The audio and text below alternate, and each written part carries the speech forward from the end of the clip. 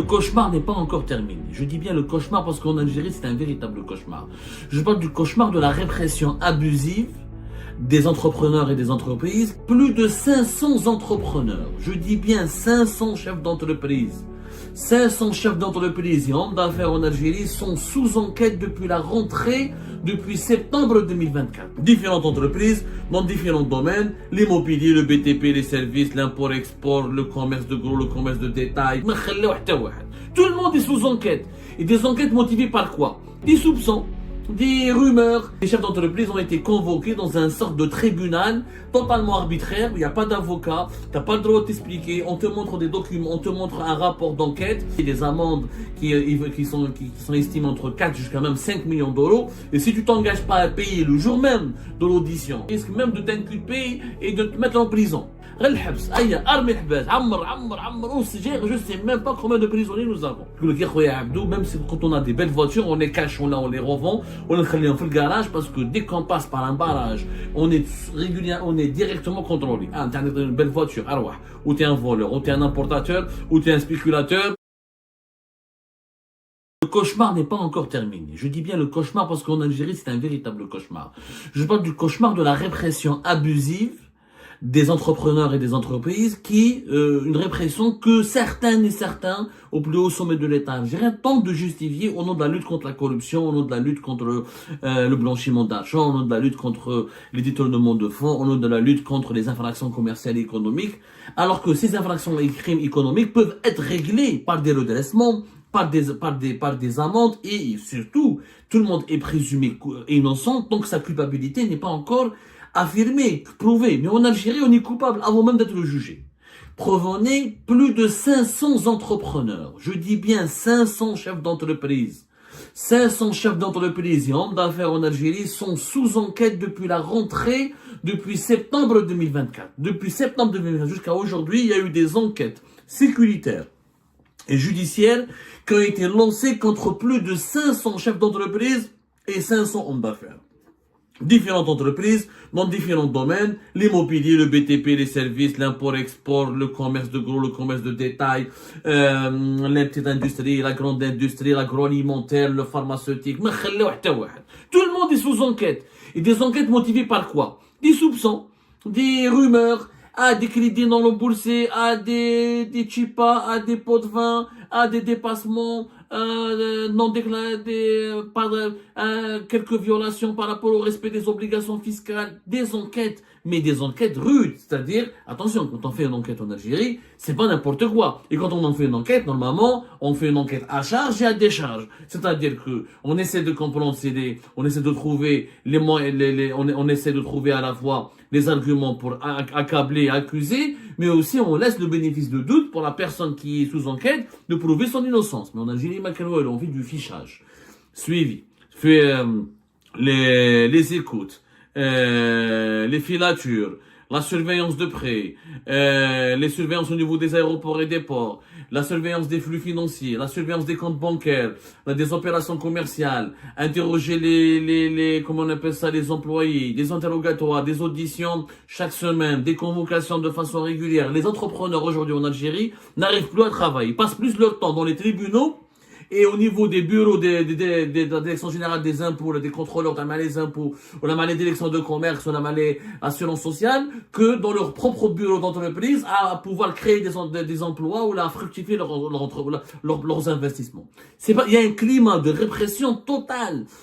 Ça me rappelle ce qui va se passer d'ici début de l'année 2025.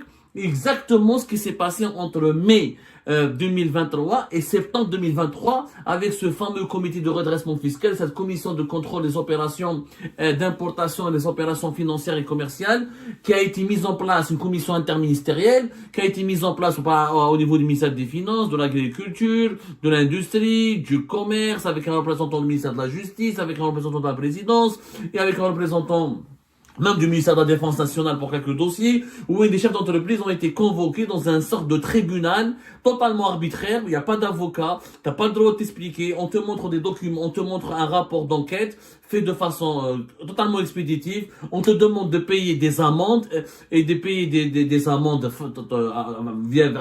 quelquefois avec des montants qui dépassent les 1 million d'euros. Dans certaines entreprises, on leur a signifié des amendes qui sont estimées entre 4 jusqu'à même 5 millions d'euros. Et si tu t'engages pas à payer le jour même de l'audition, le jour même devant cette commission interministérielle, si tu t'engages pas à signer le document, tu t'engages à signer, et ben tu laisses ton passeport devant les membres le jour de l'audition, tu laisses ton passeport et il risque même de t'inculper et de te mettre en prison. Rappelez-vous ce qui s'est passé entre mai 2000, c'est une raquette. Ça a été raqué. Plus de 1200 importateurs et presque 2000 sociétés ont été concernées et mises sous enquête pour leurs opérations d'importation ou de matières premières ou de produits finis entre 2010 à de 2009-2008 jusqu'à 2019.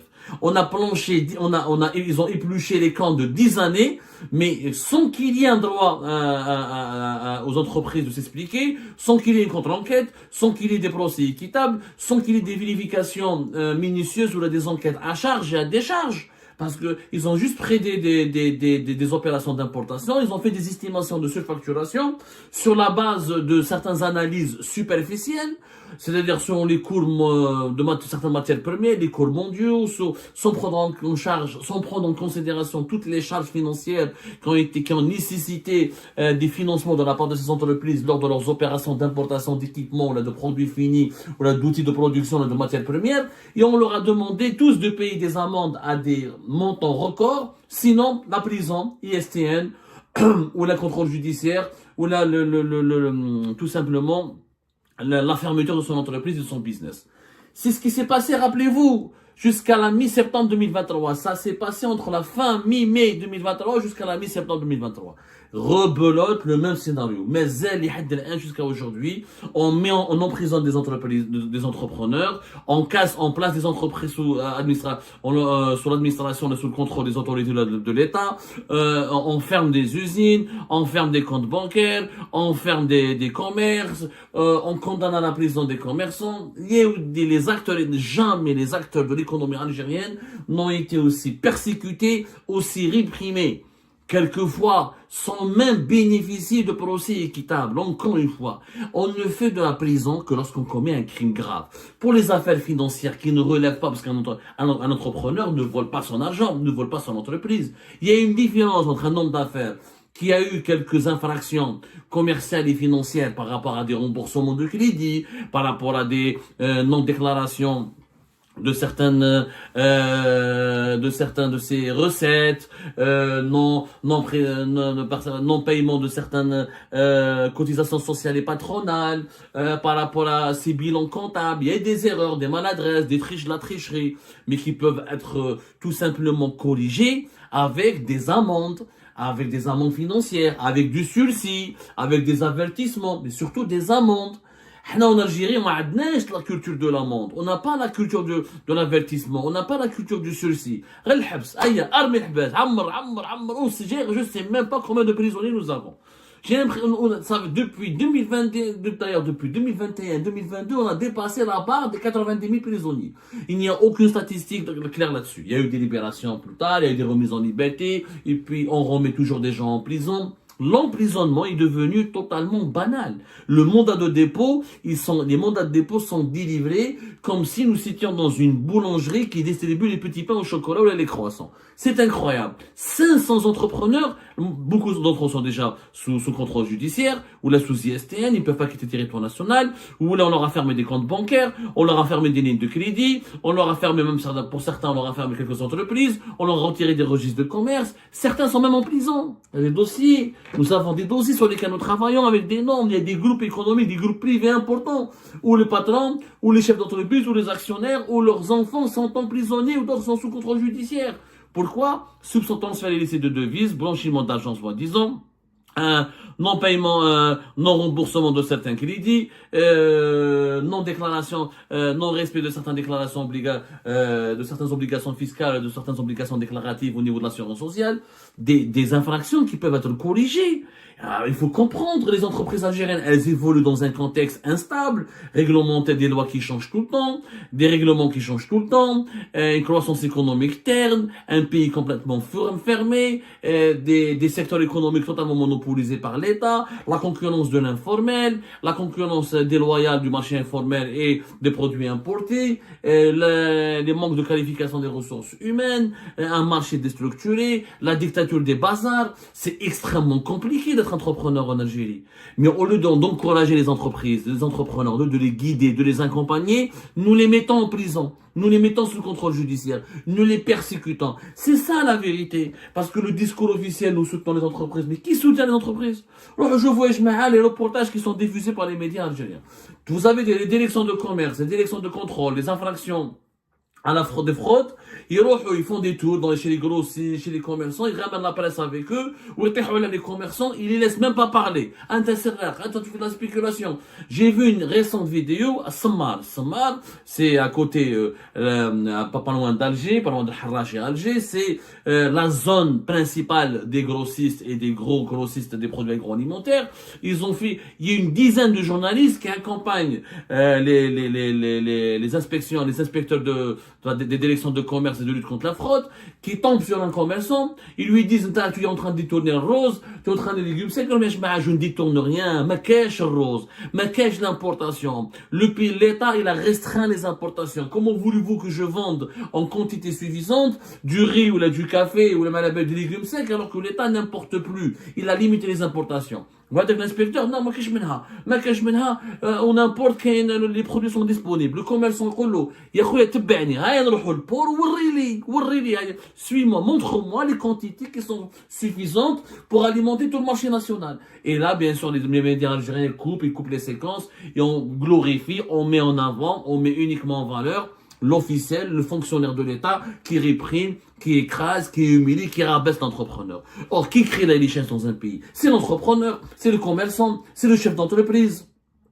c'est l'industriel, c'est pas le fonctionnaire, c'est pas le policier, c'est pas le gendarme, c'est pas le militaire, c'est pas le président, c'est l'entreprise, c'est le secteur privé. Ce secteur privé, il est tout le temps surveillé, suspecté, soupçonné, persécuté, traîné dans la boue, harcelé devant les tribunaux, harcelé par les services de sécurité. À un moment donné, les chefs d'entreprise vont en avoir marre. Beaucoup d'entre eux sont en train de quitter le pays. Beaucoup d'entre eux convertissent leurs économies en euros. C'est pour ça que ça a provoqué la flambée de l'euro. Ils sont en train de mener le pays et d'essayer de transférer leur fortune à l'étranger parce qu'ils ont peur de rester en Algérie.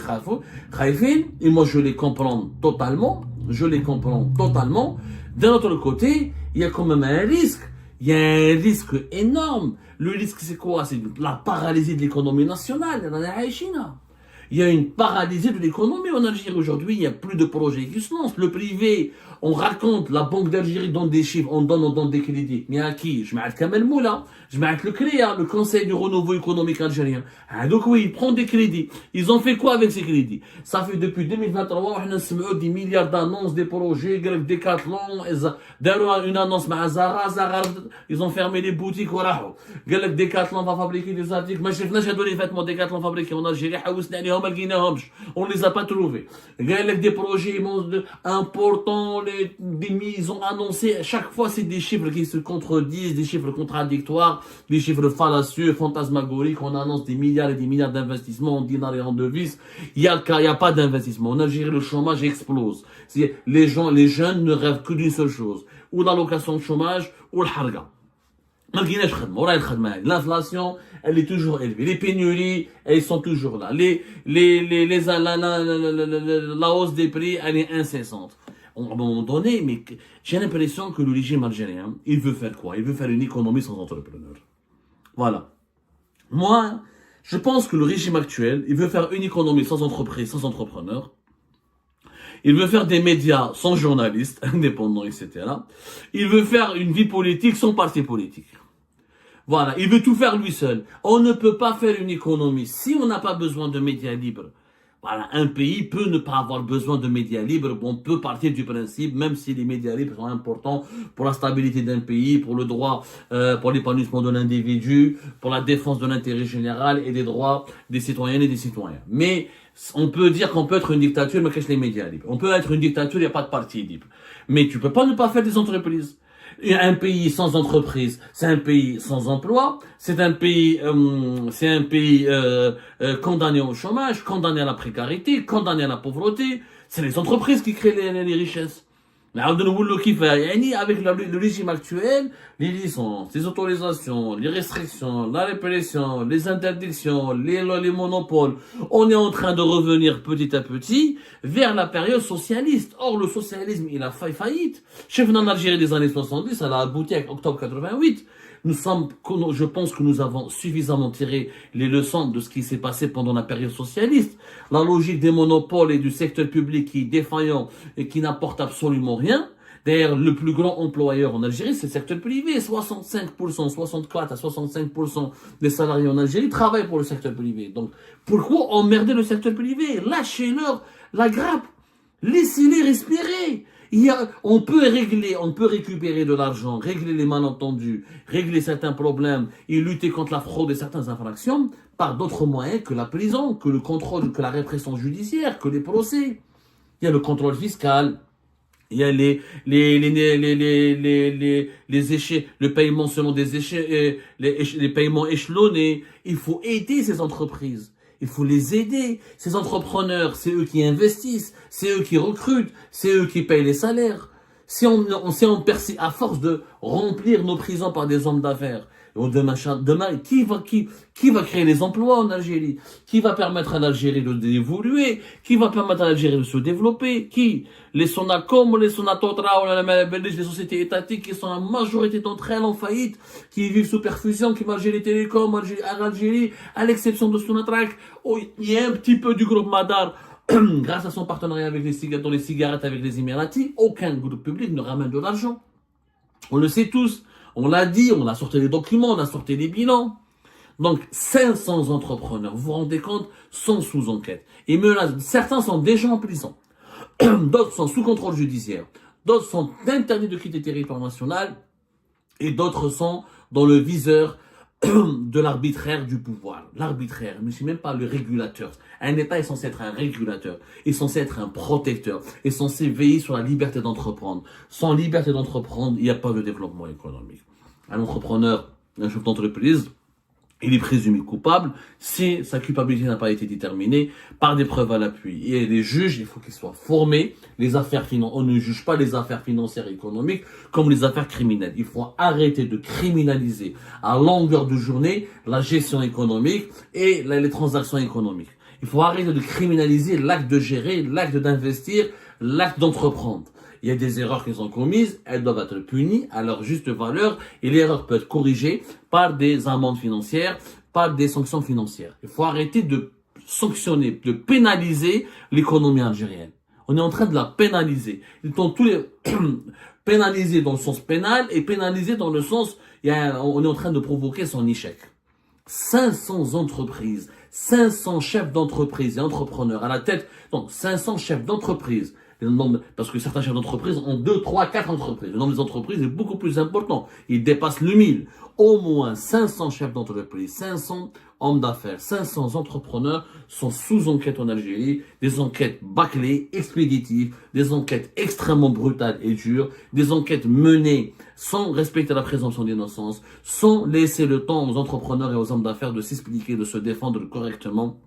Des enquêtes à charge, et non pas à charge et à décharge, des enquêtes qui veulent tout simplement la ruine du secteur économique de notre pays, ce qui va aggraver son sous-développement. Et ce jour-là, dans les années à venir, nous allons payer cash, c'est-à-dire la destruction progressive et incessante de nos meilleures forces économiques et de nos entreprises, et cette chasse à nos entrepreneurs, nous allons la payer très très cher dans les jours à venir.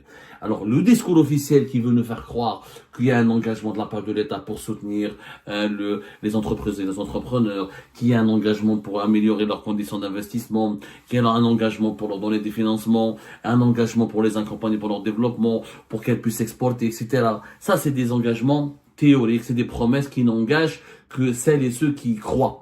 Malheureusement, sur le terrain, c'est totalement le contraire qui se produit. La surveillance, la traque, la filature, les procès, l'harcèlement judiciaire, l'harcèlement administratif et fiscal, les obstacles, la suspicion permanente, et la purge avec toutes ces dérives sans, encore une fois, respecter le droit d'un homme d'affaires, d'un entrepreneur de se défendre, de faire valoir son innocence et sans écouter ses arguments. Aujourd'hui, une personne riche en Algérie, elle est automatiquement suspectée et qualifiée, considérée comme corrompue, corrupteur. En Algérie, aujourd'hui, on a tellement criminalisé l'acte d'enrichir et de gagner de l'argent et d'entreprendre, même les personnes riches, mais je ne pas de mobile. Donc, je discute avec des sources, même si quand on a des belles voitures, on les cache, on les revend, on les fait le garage parce que dès qu'on passe par un barrage, on est directement contrôlé. Ah, t'as une belle voiture, alors, ou t'es un voleur, ou t'es un importateur, ou t'es un spéculateur, ou t'es un corrupteur. Et ces dérives vont mener vers l'appauvrissement de notre pays et nous le regretterons.